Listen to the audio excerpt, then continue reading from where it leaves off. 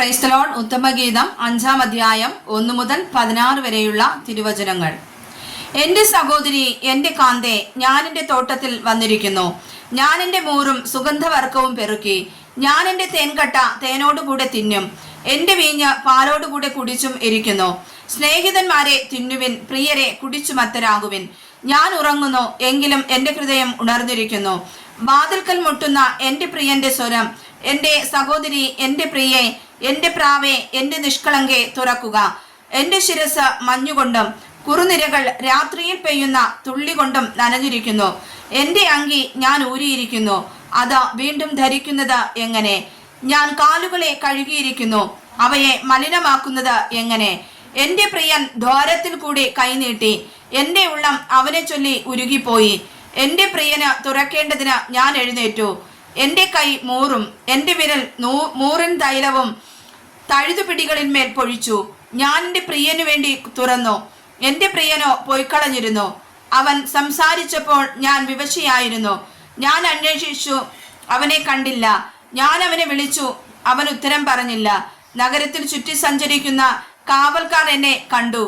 അവർ എന്നെ അടിച്ചു, മുറിവേൽപ്പിച്ചു. മതിൽ കാവൽക്കാർ എന്റെ മൂടുപടം എടുത്തു കളഞ്ഞു. യെരൂശലേം പുത്രിമാരെ, നിങ്ങൾ എന്റെ പ്രിയനെ കണ്ടെങ്കിൽ ഞാൻ പ്രേമപരവശിയായിരിക്കുന്നു എന്ന് അവനോട് അറിയിക്കണം എന്ന് ഞാൻ നിങ്ങളോട് ആണയിടുന്നു. സ്ത്രീകളിൽ അതിസുന്ദരിയായുള്ളവേ, എന്റെ പ്രിയന് മറ്റു പ്രിയന്മാരെക്കാൾ എന്ത് വിശേഷതയുള്ളൂ? നീ ഇങ്ങനെ ഞങ്ങളോട് ആണയിടേണ്ടതിന് നിന്റെ പ്രിയന് മറ്റു പ്രിയന്മാരെക്കാൾ എന്ത് വിശേഷതയുള്ളൂ? എന്റെ പ്രിയൻ വെണ്മയും ചുവപ്പുമുള്ളവൻ, 10,000 പേരിൽ അതിശ്രേഷ്ഠൻ തന്നെ. അവന്റെ ശിരസ് അതിവിശേഷമായ തങ്കം, അവന്റെ കുറുനിരകൾ ചുരുണ്ടും കാക്കയെ പോലെ കറുത്തും ഇരിക്കുന്നു. അവന്റെ കണ്ണ് നീർത്തോടുകളുടെ അരികത്തുള്ള പ്രാവുകൾക്ക് തുല്യം. അത് പാലുകൊണ്ട് കഴുകിയതും ചേർച്ചയായി പതിച്ചതുമാകുന്നു. അവന്റെ കവിൾ സുഗന്ധ സസ്യങ്ങളുടെ തടവും നറും തൈകളുടെ ഭാരവും.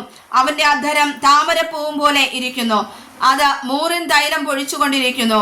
അവന്റെ കൈകൾ ഗോമേതകം പതിച്ചിരിക്കുന്ന സ്വർണനാളങ്ങൾ. അവന്റെ ഉദരം നീലരത്നം പതിച്ച ദന്തനിർമ്മിതം.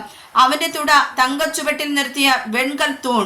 അവന്റെ രൂപം ലബാനോനെ പോലെ, ദേവദാരു പോലെ തന്നെ ഉത്കൃഷ്ടമാകുന്നു. അവന്റെ വായ് ഏറ്റവും മധുരമുള്ളത്. അവൻ സർവാംഗ സുന്ദരൻ തന്നെ. യെരൂശലേം പുത്രിമാരെ, ഇവനത്രേ എന്റെ പ്രിയൻ, ഇവനത്രേ എന്റെ സ്നേഹിതൻ. വായിച്ചതായ തിരുവചനങ്ങളാൽ കർത്താവ് നമ്മെ സമർത്ഥമായി അനുഗ്രഹിക്കുമാറാകട്ടെ. ആമേൻ.